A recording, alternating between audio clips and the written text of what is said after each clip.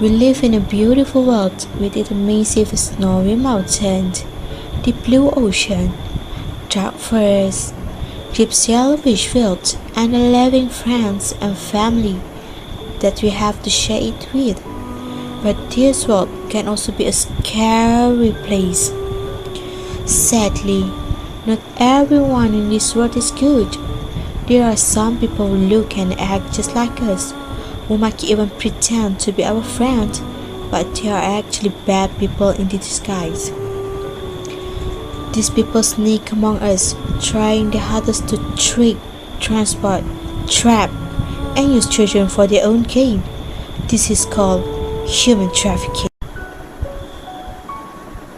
Over 20.9 million men, women, and children are victims of human trafficking. But do you know what human trafficking actually and forced labor is?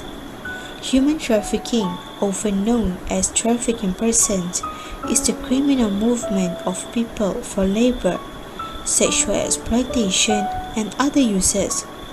This human trafficking affects people of various age.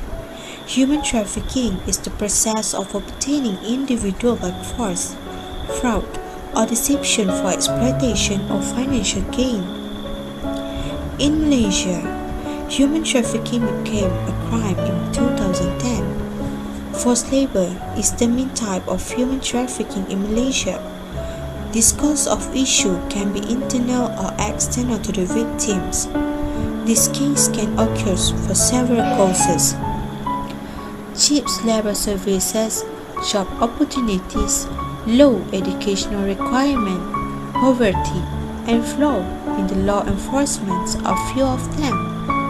Malaysia is a source and transit country for women who are forced into prostitution, as well as for men and women who are forced into the forced labor. Glove manufacturer Top Glove is unethically skirting labor's law by launching a scheme to get workers to work 7 days a week on a voluntary basis for a sum much lower than the standard wage, labor activists believe. The Heroes for COVID-19 scheme set up earlier last month encouraged workers to spend up to 4 hours on their off day packing rubber gloves. By right, employers must pay 1.5 times the normally hour rate for off-day work, which is 11 ringgit 54% per hour.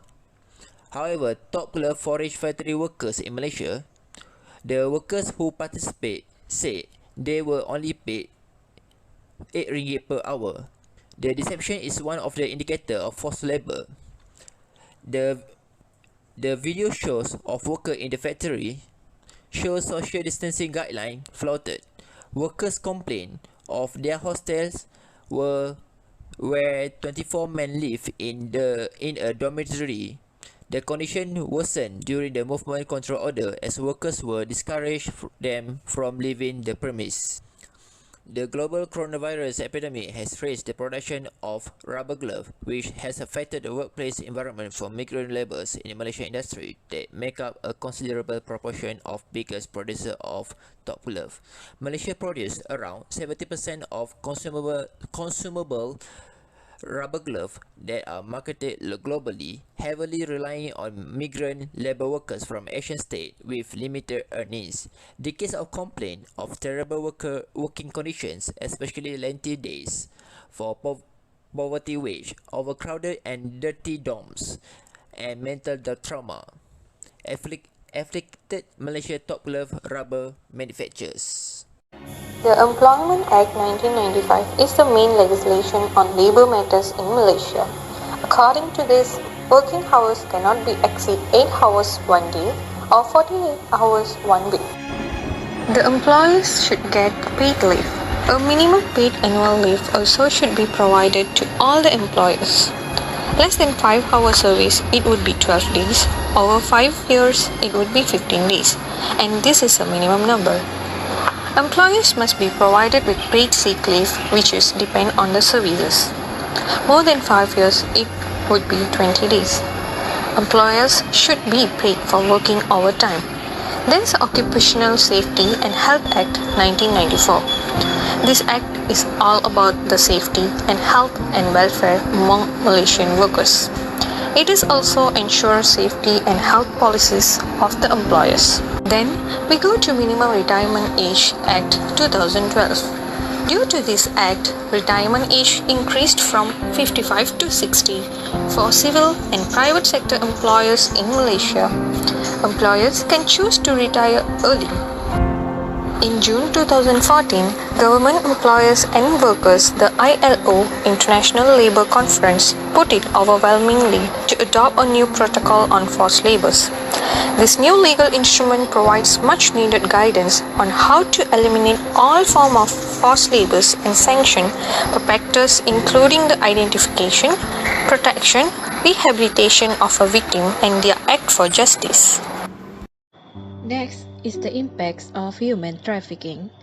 Numerous individuals are actively disappearing across the world as a result of human trafficking. What negative consequences will human trafficking have on current culture? Because the majority of victims suffer emotional and physical harm as a result of being exploited, and this phenomenon has had a tremendous situational and individual consequences. On the side of individual impact, trafficking victims are frequently subjected to difficult and harsh physical circumstances, such as extreme labor, employment without adequate safeguards and protection, including the use of violence by the captors. Furthermore, survivors could face health hazards like as HIV and AIDS, illnesses, and drug dependency. They frequently face substantial mental health concerns as a result of being exploited, which causes stress, instability, terror, and trauma. On the terms of economic impact, the vast amount of money generated by human exploitation is not registered, implying that it does not contribute to the community. Governments are forced to invest assets and millions of monies to avoid and manage or also assist human trafficking victims. Finally, on the society impact is human resources is a crucial component for growth. Internally, human trafficking results in wasted possibilities, including irreversible lack of human resources and the growing output.